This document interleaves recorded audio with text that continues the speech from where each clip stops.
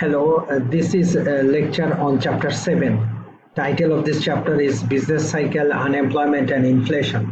So we continue with our discussions on Chapter 7 and we expand the concepts in Chapter 9, right? So let us discuss, first we discuss business cycle, right? Remember we said that as time goes by, sometimes the economy is growing and sometimes it is not growing, right? So there are two different phases of business cycle. One is a recession. During a recession, the economy is not growing. Growth rate of GDP or growth rate of output of the economy is zero or it is negative. So the size of the economy is actually getting smaller and smaller. So this is one phase of the business cycle. The other phase of the business cycle is expansion. During an expansion phase, the output of the economy or GDP of the economy is increasing. Businesses are optimistic, consumers are optimistic, and as a result, output, income, and employment of the economy will increase, and unemployment will decrease during an expansion. Right? So these are the two phases of the business cycle, right? So in this graph, we explain the business cycle. So on the horizontal axis, we have the timeline, and on the vertical axis, we have the level of real output. Now look at that solid dark line, right? This solid dark line. This one is what? The growth trend. This is the long run growth rate of the economy. Now around this long-term growth rate, there are short-term fluctuations of output, right? Sometimes output is higher than the trend, such as in the pink arrow shaded areas, these areas. Sometimes it is what? It is in the blue shaded areas. So that is then the output level of output is lower than the long-term trend, right? So those blue arrow area, those are expansions, and then these areas, the pink arrow areas, part of those are recession and part expansion. And we will explain. Let us explain from here. At this time, look, we are at a peak. The economy is growing. Initially, the economy starts to grow, and we reach a peak. Beyond that peak, the output of the economy starts to decline, right? And a recession starts in. Before the peak, we reach the peak, we have expansion, but after the peak, just after the peak, the recession starts. So level of real output starts to decrease. It decreases and falls to this long run growth trend, and then it goes below in the recession through the thaw, right? And at one point here, just at this tip of that pink arrow, the output falls below the long-term trend. So the recession gets deeper and deeper until we reach the bottom of this next expansion. Here output has fallen to its minimum. Beyond that minimum, the recession is over and the environment of pessimism is over, environment of optimism comes in, and then expansion starts, right? And then look, the output starts to grow just to the bottom of this thaw. On this red arrow, the output starts to expand. Then we get at some point, at this point of time, we reach the long-term trend, and then as time goes by, the economy exceeds the long-term trend and so grows more and more until it reaches, the expansion continues until they reach the next peak. Beyond that next peak, the next recession sets in, right? And then output starts to fall again, and then the entire process, whatever we have seen from this peak to this thaw, is repeated again from this peak to this thaw, and so on, right? Now a business cycle will consist of two adjacent peaks. So here to here one business cycle, or here to here one business cycle. So to one peak to next peak, or one thaw to next thaw, is one business cycle. Let us look at what has happened at the history of business cycle in the US, right? So what happened since 1950s, since the Second World War, the last recession, the first recession in the 50s started in 53, 50, in the year 1953, 1954. It lasted for 10 months. Output decreased to minus 2.6. Then the next recession was 1957-58, lasted for 8 months, and output decreased. During those 8 months, output decreased 3.7%, right?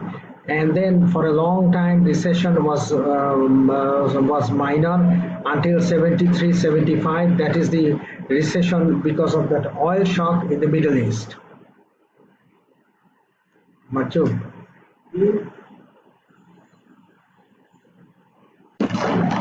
Oil shock in the Middle East, right? And then the next one is what? 2009, 2007, 2009. This was an 18-month recession, and then the output fell to minus 3.7, right? So this 2007, 2009 recession was the biggest recession in the US since 1950s, even since the Great Depression of 1929 to 1933, right? Okay, so that is why we call this recession, we call it the Great Recession.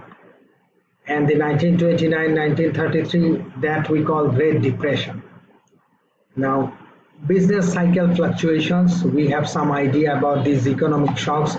Remember in chapter 6, we talked about demand side shocks, positive shock, negative shock, supply side shocks, negative shock, like the OPEC oil crisis of 1973. So see, unexpected events that individuals and firms may have trouble adjusting to. So these are unexpected events, right? Whenever the outcome of an event is different from what the actual outcome of an event is different from the expected outcome of that event, we have this shock, an unexpected.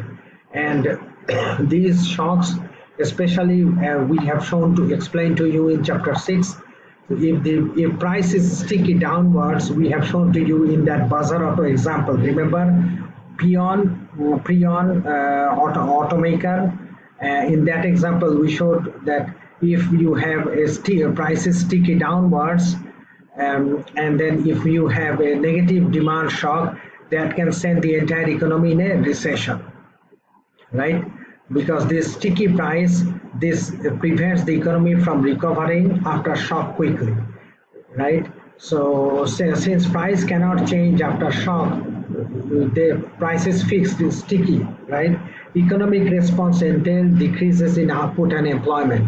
So businesses must then face the recession by reducing output and employment. They will lay off workers, so more people will become unemployed, and because they are unemployed, not producing anything, output will decrease, income of the economy will decrease, unemployment will increase, and a recession sets in. So now, what causes of shock? There can be many causes of shock. Some positive demand shock, irregular innovation. See, every now and then mankind stumble upon an innovation, right? So there are some brilliant innovators. They come up with new ideas like railroad, microprocessor, automobile, the internet. All were what? All were very major innovations that led to billions of dollars of investment. And each of these innovations, major innovations, they increase the output of workers, productivity throughout the economy, right? Productivity changes. It is the productivity here we define as the output per unit of input, which means output per worker. Okay, when it increases, the economy booms. When economy is unexpectedly, when productivity unexpectedly decreases, like in case of natural calamity, when the productivity unexpectedly decreases, the economy shrinks, right, and the recession sets in. So this can happen from unexpected changes in resource availability, right? like the oil shock in 1973 and unexpected general rate of technological advance. So all of these are technological advance. Technological advances, these are big positive shocks, right? On the other hand, changes in resource availability. If there is a shortfall, then that will result in a negative supply shock. Now, some other factors what causes business cycle: monetary factors, right? An inflationary boom occurs when the central bank is printing more money than what people expect, right? Yeah. So that was a typo. Then what people expect, and so there is a lot of money, but not enough output was produced. People have money, and then people want to bid against one another to buy what the limited amount of whatever they is available, and they bid up the price of those goods and services. So if there is too much money supply, there will be inflation, right? um, and that will be harmful for everybody. Other reasons for this business cycle: political events like war, peace treaty affect expectations and price. So these peace treaty, trade negotiations.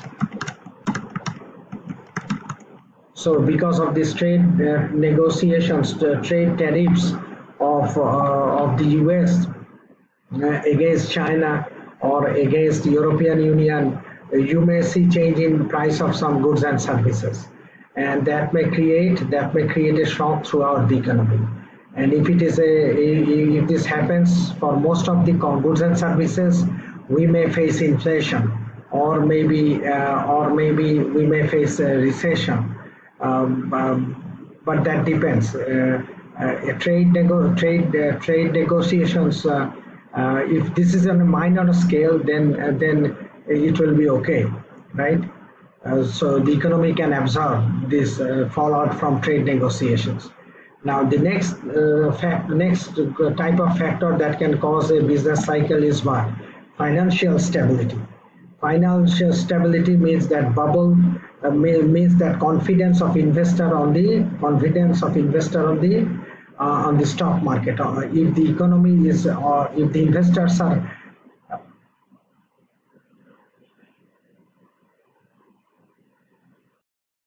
if the investors are optimistic about the future of the economy, they will invest and they will buy. There will be high and stocks, and there will be high demand, and price of stocks will increase, right? Or if the investors are uncomfortable, they are pessimistic about the future of an economy, they will not invest, right?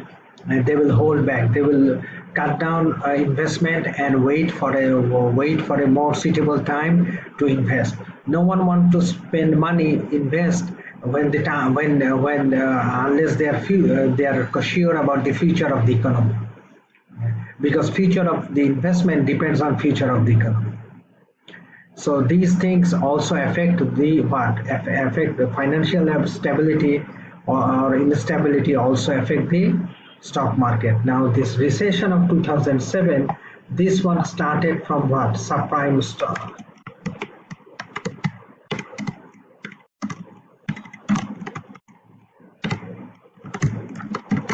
subprime real estate market, right? Many risky borrowers, homeowners, they buy real estate property with the subprime stock market, and banks and mortgage companies were lending a lot of money in the real estate market. And everybody said that for a long time the price of real estate never plummeted in the US. So everybody expected price of real estate to increase, to continue to increase,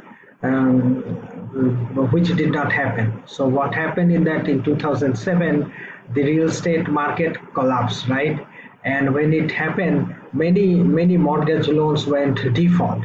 As a result, the mortgage companies and the banks that lent in the subprime real estate market, they took a big loss, right? Many mortgage loans went into default, As a result, the lenders become insolvent. Then the US government had to step in and